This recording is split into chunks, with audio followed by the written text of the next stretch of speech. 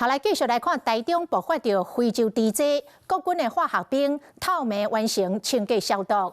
本来是按算今仔日要进行采检，但是台中市政府无讲安怎，拢无甲中央来通知，就直接到案场过来做消毒。这真有可能会互采检的结果变做假阴性无准确，甚至嘛影响到11月初6的解放日，可能还阁延后。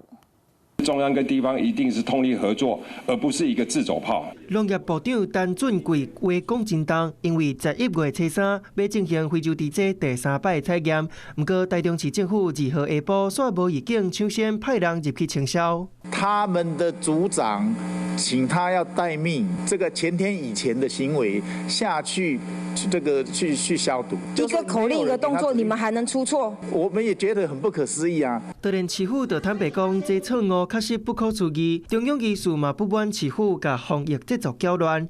原本逐工指挥官杜文珍拢会落去台中，甲市府开猪瘟应变记者会，今嘛临时暂停。根据媒体2号暗时7点50分收到台中市府的采访通知，写市长罗秀燕会出席10点的记者会。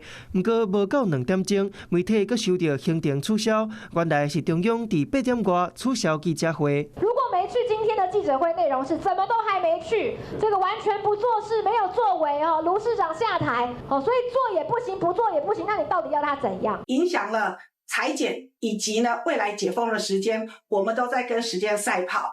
要想想，这影响了多大的猪肉产业以及民生经济。台中市府抢伫咧中央采检进程清消，立行即期，这可能会互原本11月初6的解放日搁延前落去。那中央地方合作关系会变质，卖互防疫的节奏出现变数。